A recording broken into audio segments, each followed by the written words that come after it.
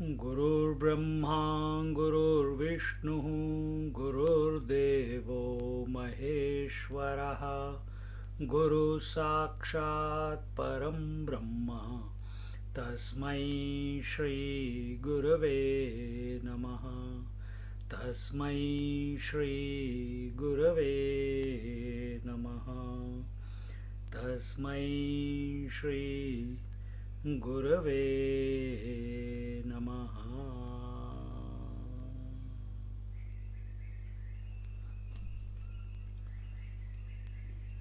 Yesterday in our Bhagavatam, a wonderful topic came about which there is lot of confusion, and that is the validity of a soul. Is there a soul or is there no soul? And there it was told, and this basic understanding is very necessary in order to progress or come to realize our essential nature. We consider ourselves to be father, mother, daughter, sister, or we consider ourselves to be the body, from secondary self to illusory self. Body is a illusory self. But the jump from the illusory self to the absolute self, in between this idea, this concept of soul is given in our scriptures. So what is this soul? There it was told, soul is nothing but consciousness, the self, as if attached, identified with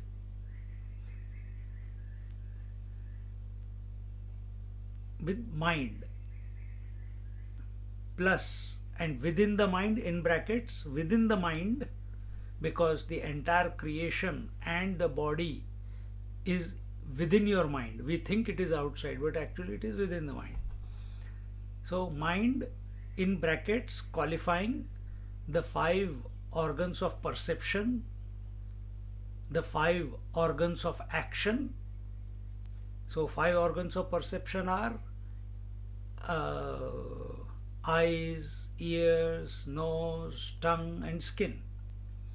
Organs of action are speech, hands, legs, anus and genitals. 5 and 5, 10. Plus the unexpressed, ungrossified, in other words, subtle space, air, fire, water and earth. So these total make it 15. These are ideas within the mind. These are concepts within the mind. The mind projects them outside. So consciousness identified with these 15 is called, plus one more thing, plus the subconscious memories, 16. Consciousness identified with these 16 is called soul. See? And don't forget the most important word there. Soul, as if, underline, bold, italics, as if. This is an attempt being made to make the individual understand that what he is considering to be is a mere result of his identification with matter. Then at the time of death, it was told there, at the time of death, when the soul leaves the body and it takes another body, what makes it leave the body? When the house is constructed, does the space leave the house? Does the space leave the house and merge with the total space? When the house is constructed, does the space enter the house? When the house is destroyed, does the space leave the house? When a new house is constructed, does the space enter the house again? You answer it. Same way, the soul in its essence is the infinite reality.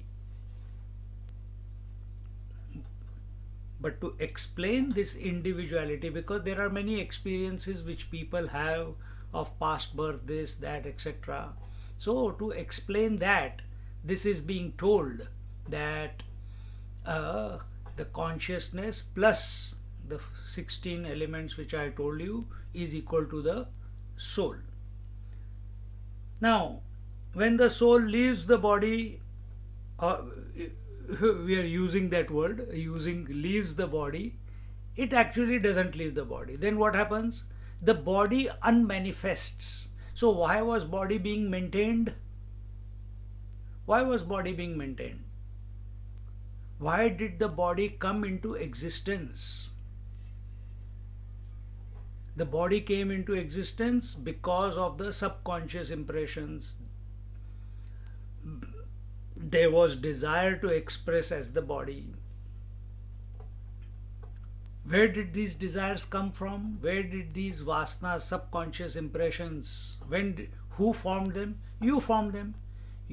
Due to your identification with the body in previous lives and performing actions with ownership, that I am this body, I don't want this experience, I want this experience, this is a good experience, this is a bad experience. We created memories.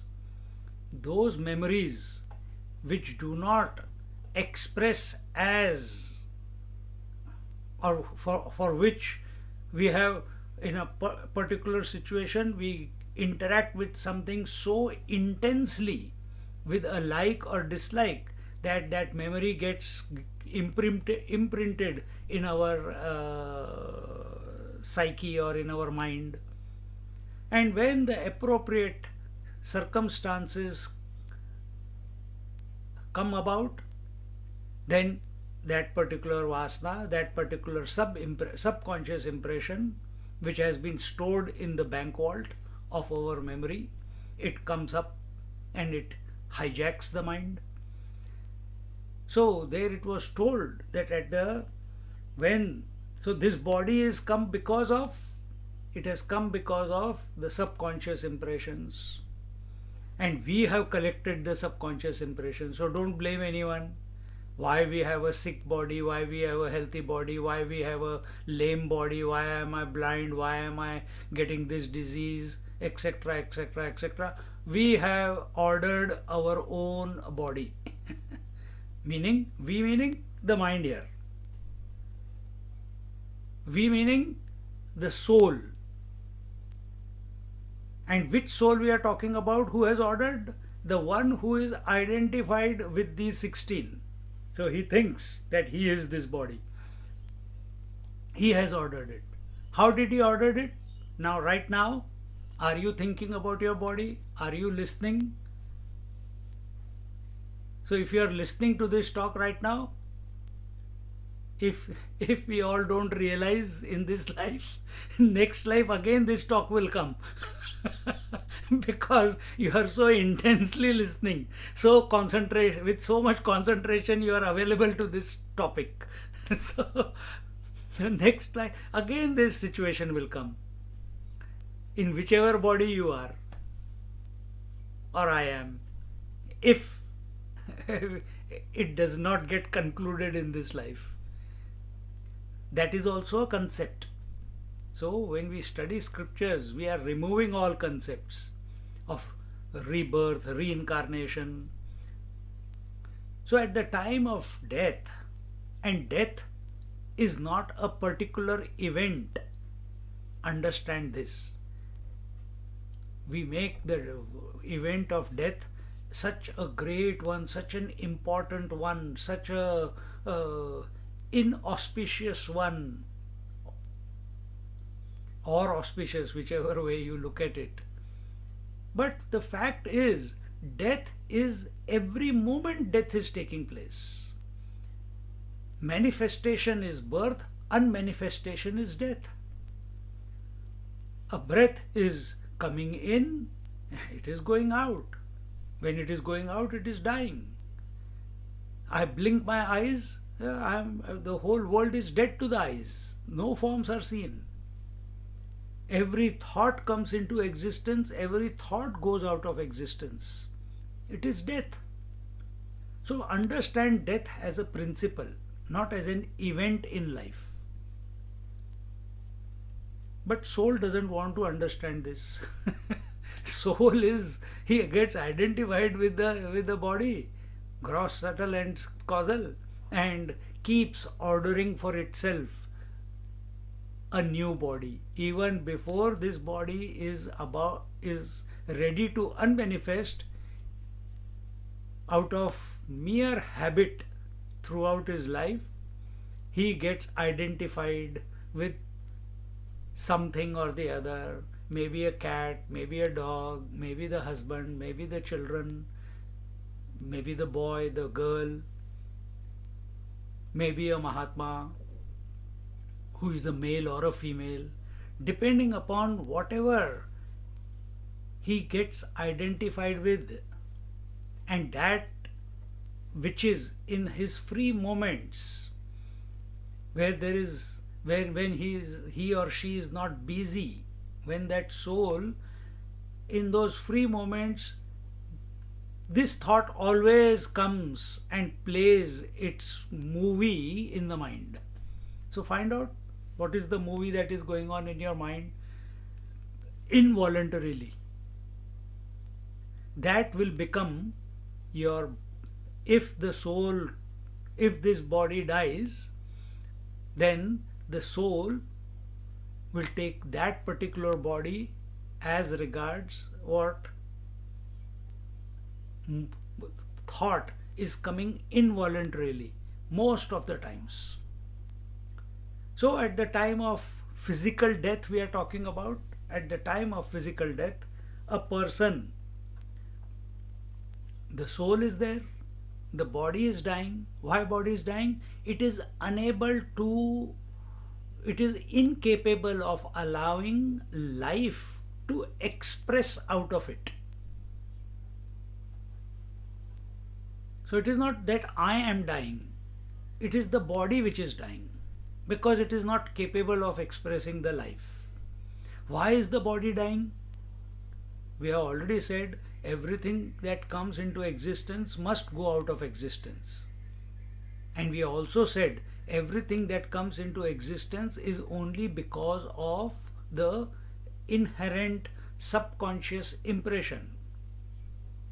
So the prarabdha, the destiny of that particular thing, that particular form, that particular body, that particular mindset, is because of the prarabdha. That prarabdha is the destiny.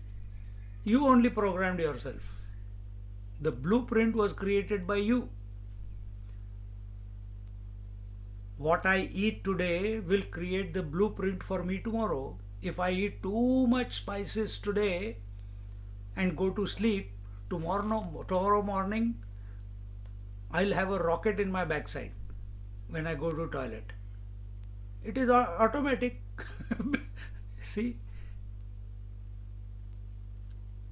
if I eat healthy food, I will be healthy tomorrow. If I have healthy thoughts, if I am equanimous that will bring about the result that is going to come about.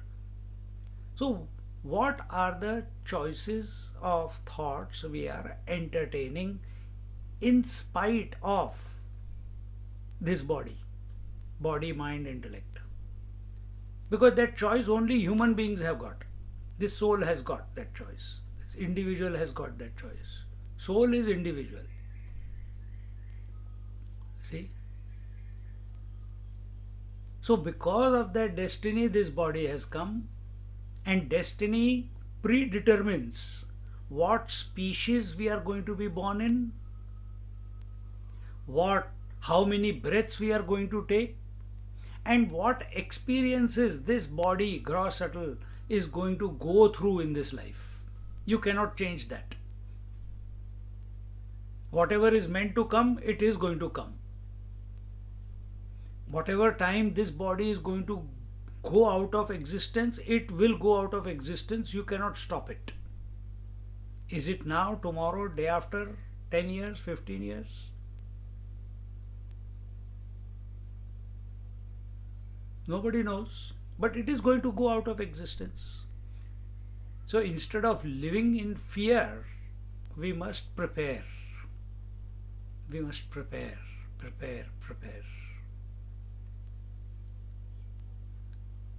So when the body is going out of existence because the destiny is coming to its conclusion, it's giving the result that it has expressed itself.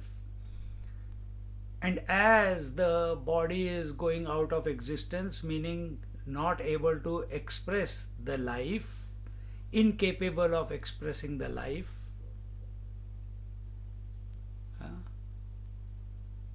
just like sometimes the bulb is there and the electricity is able to express through the bulb as light. But remember, in the olden times, nowadays it doesn't happen because all these LEDs and this and that. But sometimes the light will become dim, sometimes it will become very bright, sometimes it will flicker.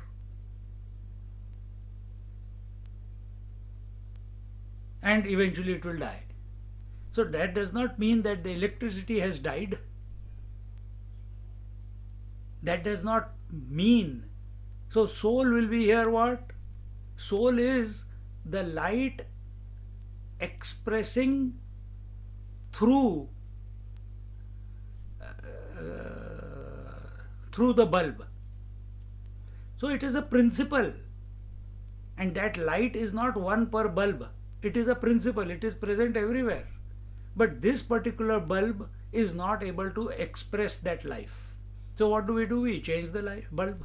Again the light comes. Again life expresses. So soul is not dying. Soul does not leave anywhere. Remember the first example. Space does not go anywhere if the house is broken. Space does not enter if a new house in its place is constructed. Space is always the same. Soul is always the same. Meaning, in essence, soul is consciousness. In essence, soul is consciousness. And at the time of unmanifestation of this body and mind, whatever is the last thought, that determines what body we have ordered for ourselves after this unmanifestation of this present body. And this way the reincarnation goes on and on and on and on. And yesterday I explained that that's how they find the Dalai Lama. So what do we want to do? Do we want to remain caught up in this cycle of birth, rebirth, birth, rebirth, birth, rebirth of the body? Or do we want to shoot out of this cyclical existence? Because this cyclical existence is happening only because I, the self, the absolute self, as if have got identified with the memories, with the mind, which includes the 15 aspects of it, the 5 senses, the 5 organs of action, and the 5 subtle elements. Is this identification possible? Next question. Can consciousness get identified with matter? Can consciousness get identified with matter? Matter is inert. Consciousness is of the nature of knowledge. Consciousness is Sat. It is existence, eternal existence. Matter is temporary existence. Pure consciousness or absolute self is Ananda Swarup, is of the nature of bliss. The matter cannot experience bliss. Absolute self is all pervasive. The matter is whatever area it is occupying, it is pervading that. Matter, absolute self never changes. Matter continuously changes. Absolute self is never born and never dies. Doesn't come into manifestation, does not go out of manifestation. Matter is born, comes into existence, and goes out of existence. How can two, if we want to use this word, how can these two, who are absolutely diametrically opposite in quality, can ever come together? How can this marriage take place? And yet, in ourselves, we are seeing, we are consciousness, and we think we are the body. See? So we have to work, we have to undo this. This is called the Hridaya Granthi. This is called the knot of the heart. This has to be undone. For this, all the scriptures are written. That, hey man, / woman, recognize you are not this body, you are not this individual, you are essentially the infinite self. So why did I start? When did it begin? When did I begin to be the body? What was my first body? Forget about it. Forget about the past. Forget about the future. Come into the present moment. What are you? And start working from there, and see that the body is changing, you are the observer of the body. The breath is changing, you are the observer of the breath. The senses are changing, you are the observer of senses. The thoughts are changing, you are the observer of the thought. If you identify with all this, you are the soul. If you don't identify with all this, you are the absolute self. Moon identified with the waves on the ocean, the reflection of the moon identified with the waves on the ocean, feels that oh, I'm dancing, I want to be still, I want to meditate, I want to why am I getting broken up into pieces by the various waves? Because it is giving attention to the waves. Therefore he is feeling broken.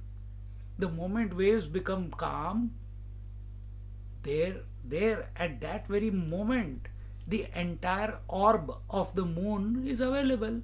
It feels whole. He feels complete. So is our case. We are complete, essentially. By nature, we are complete. Because of our identification with these 16, we feel broken up. It's like we are reading newspaper, and when we read newspaper, what do we read? We read all the words printed on the newspaper. Agree or not? But have we ever inquired what is the paper on which the words are printed? What is its quality? Is it recycled or original? Same way, we are lost in the words in our mind, the thoughts in our mind. What is the basis? What is the foundation on which these thoughts are coming and going? That we have never inquired into.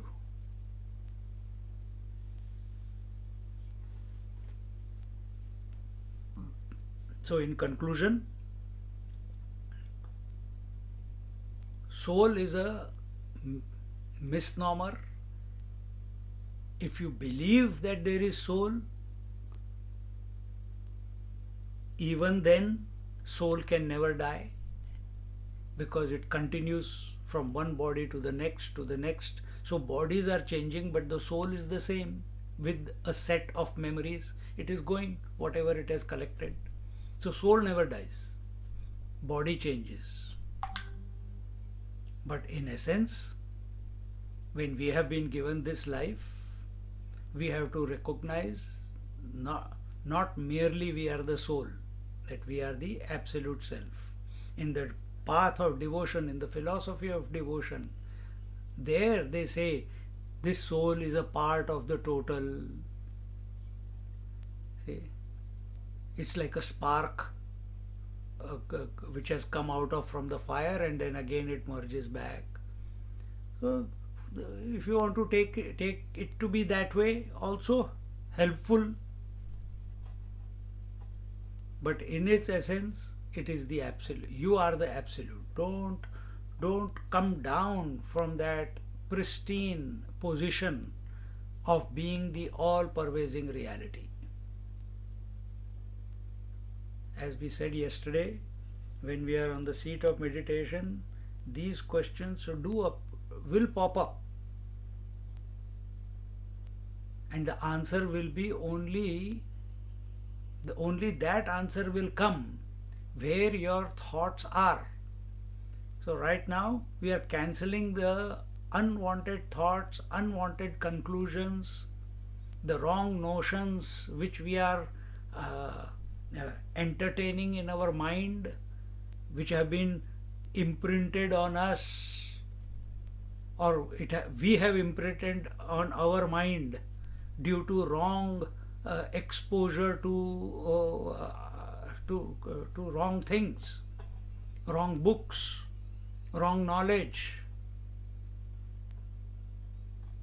When we come to the scriptures, all that is overhauled, and we again, the wrong conclusions, which are nothing but thoughts, are being removed by correct thinking, by correct thoughts.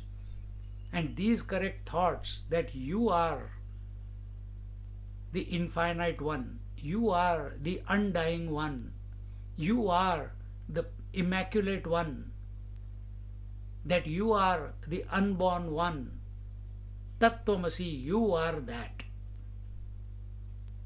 All this what I just said is still a thought which is cancelling all the previous thoughts.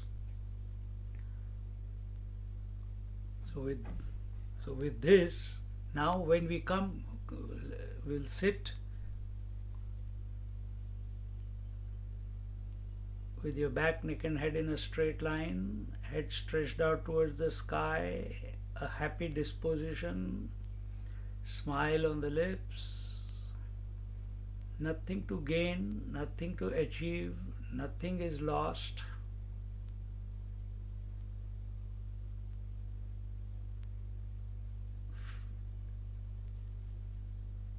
Accept yourself as complete.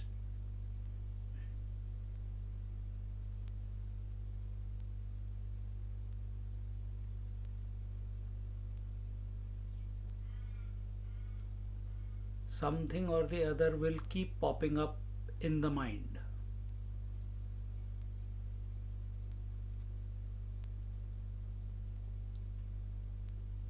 Do not give it heed. Let it come and let it go.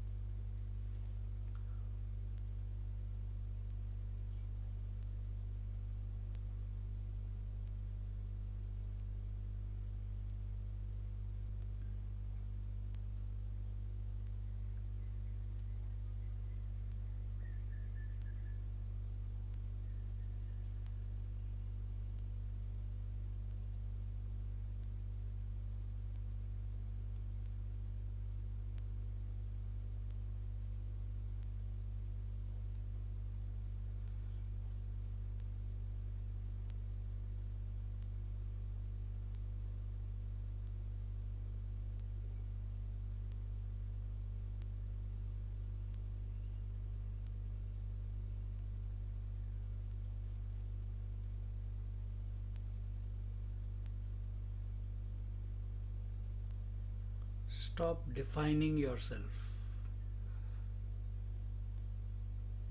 as a man, woman, seeker, meditator, confused, having clarity. Drop all definitions about yourself.